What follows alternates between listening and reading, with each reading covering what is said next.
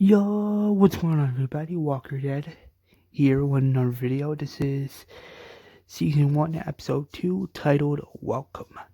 Thank you guys for all your love and support. I really do appreciate it.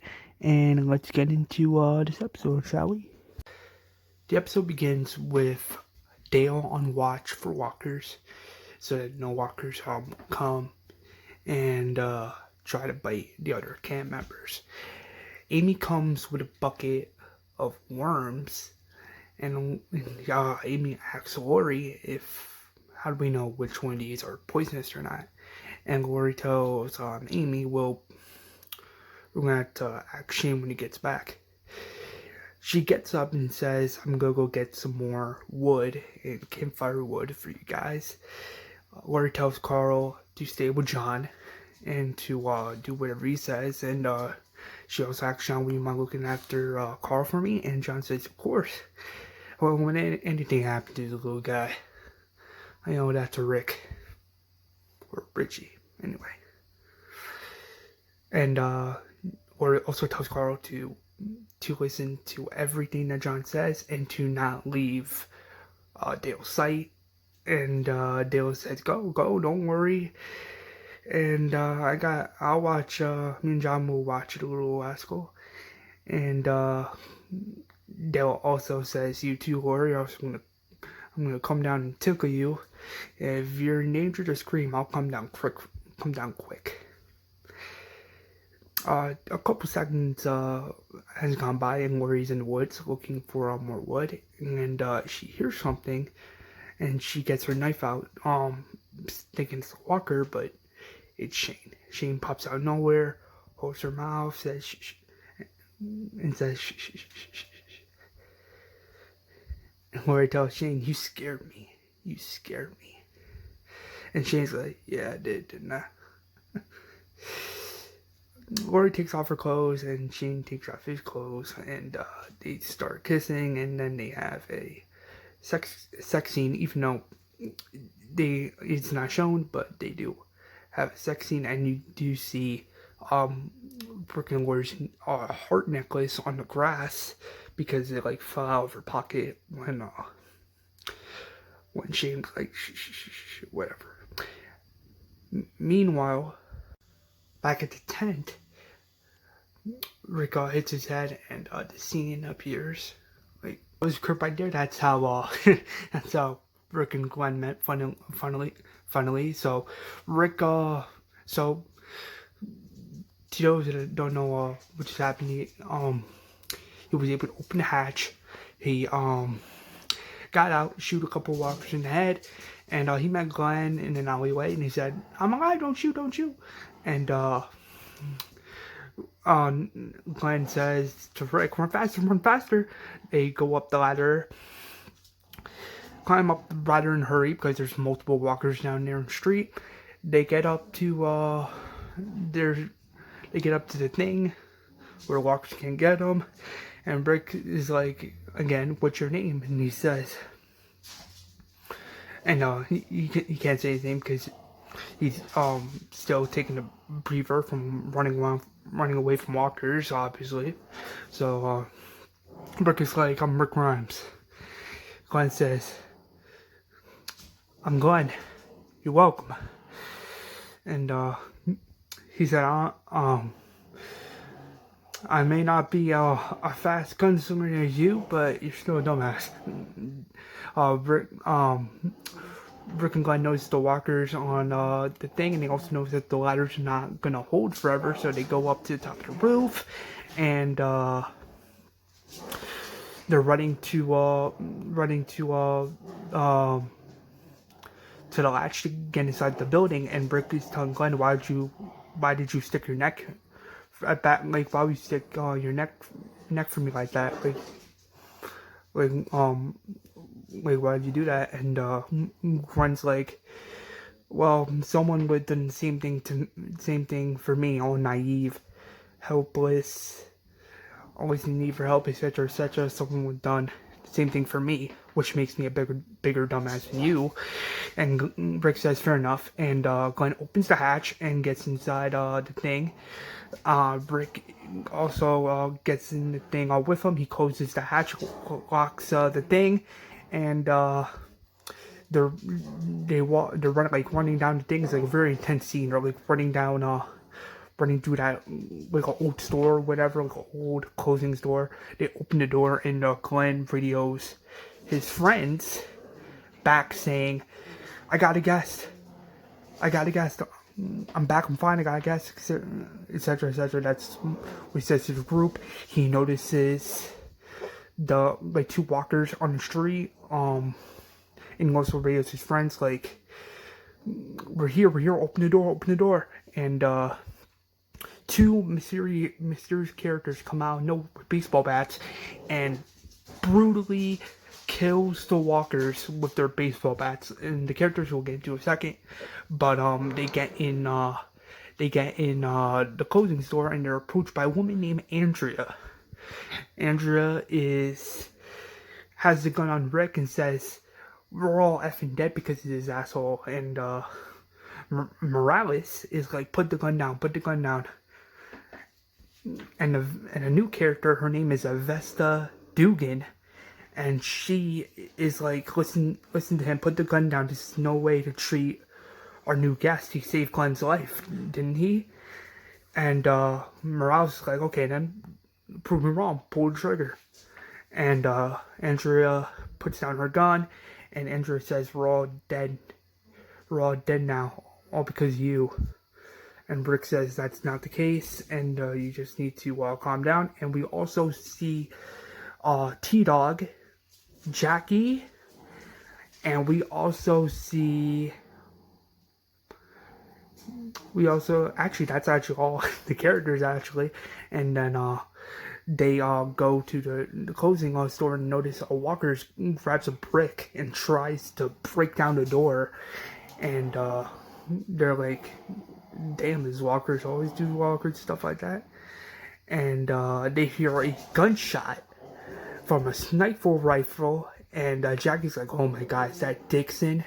And they go up to the roof, and you see this crazy shot of Merle with the gun, and he shoots a couple walkers in the head. Morales and T-Dog like, what the hell? What the F are you doing? You're wasting bullets that we don't have. And Merle's like, hey, never talk back to a man with a gun. And T-Dog's like, you're wasting bullets we don't have. Come on now. Come on, yo. And Merle says, bad enough I got this Taco Bell bender up my ass all day, and now I gotta take orders from you? Yo, that'll be the day. T-Dog says, that'll be the day? Yeah, son, you wanna tell me? And Morales is like, calm down. And Ted's like, no. And Morales is like, calm down, bro, it's not even worth it. And T-Dog's like, say what you're gonna say. Merle's like, okay, Mr. Yo. Like, I'll tell you the day, Mr. Yo, is the day I started taking orders from a nigga. And nigga's like, T-Dog's like, what? And Merle punches T-Dog in the face. Rick tries to stop the fight, but Merle punches Rick in the face. And then he kicks T-Dog in the face. Yeah, and then he also punches him in the face again, and Avesta are like, no, calm down, stop. And Jacqui tries to stop the fight, but gets hit in the leg. Morales also tries to stop the fight, but he gets hit in the chest. He takes out his pistol, and Andrew's like, no, don't. And he looks at everybody, and he's like, okay. So he spits on T-Dog's shirt, rubs it on his shirt, and he says, oh, now how about a powwow? Tell everyone who's in charge. All in favor? Raise your hands. Come on now. Raise your hands. Avesta raises her hand. Morales also raises his hand, and Andrea's like, come on. And then Jacqui raises his hand, but also sticks out the middle finger, saying F you, basically. And then Andrea and Glenn release their hands, and then Merle's like, alright, anyone else? And then Rick's like, yeah, and then hits him with his own sniper rifle, and then the next shot is this. And Rick says, I'm not a cop anymore. As of right now, I'm just a man who's just looking for his family. Anyone who stands in the way of that is gonna lose. I'll give you a minute to think about that. Rick digs through Merle's pocket and finds a bag of drugs, and Rick also says, "Yes, on your nose, there, boy." And Merle says, "What are you gonna do?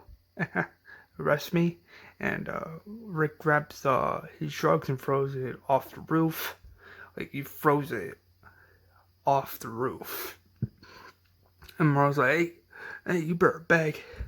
You better beg I don't pray that I don't get all these cups. You better pray, man. You better pray. And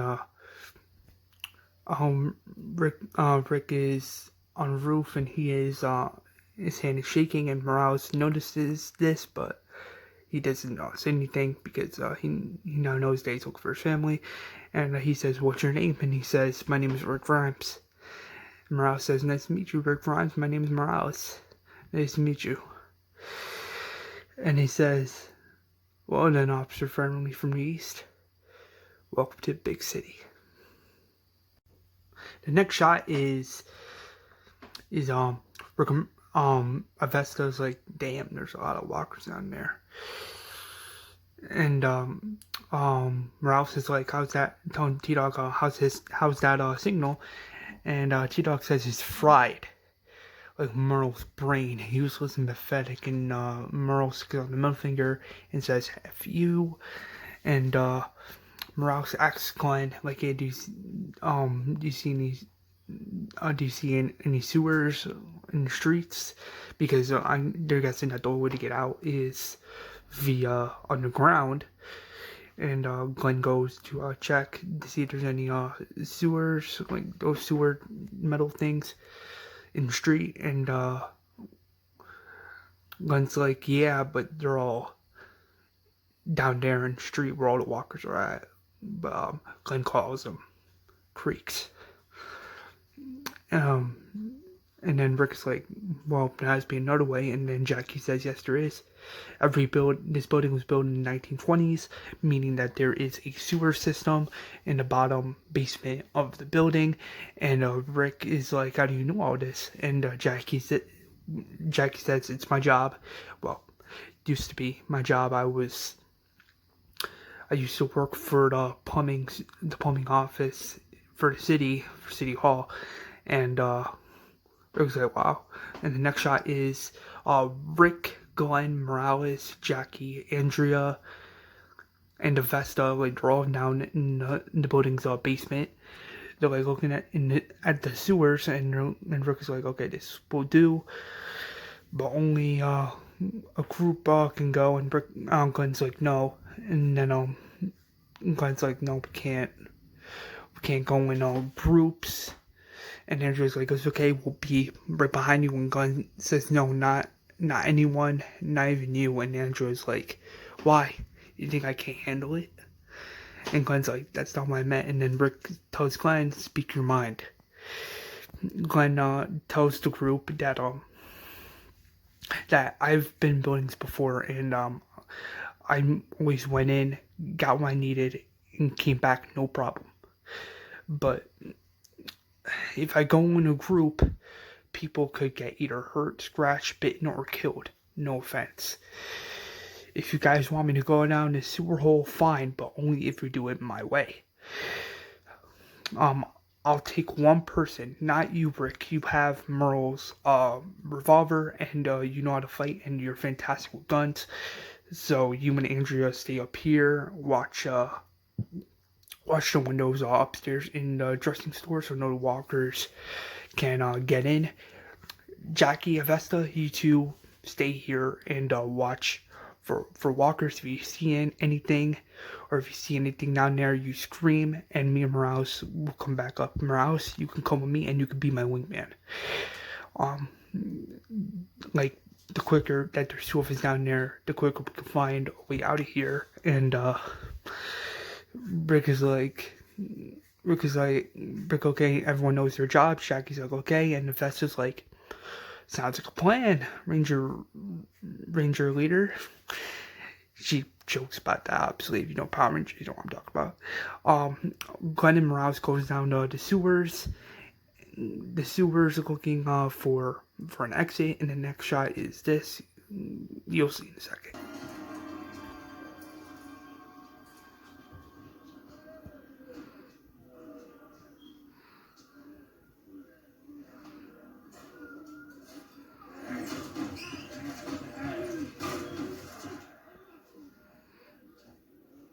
Sorry for the gun in your face.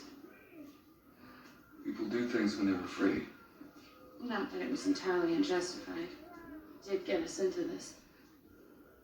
If it get us out, would that make up for it? No. But it'd be a start.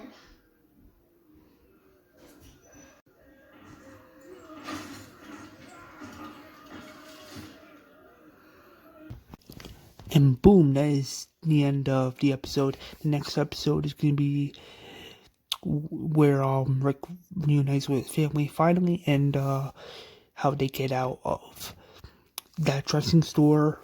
The ending was the walkers, they broke the glass, and now they're gonna have no choice but to get out of that place. And the only reason I ended the episode off here was because I wanted to extend the season and extend the episodes, something they never did before. So yeah, that's it for the episode. Hopefully you guys enjoyed. Like, comment, and subscribe, and I'll see you guys in the next episode. Peace out.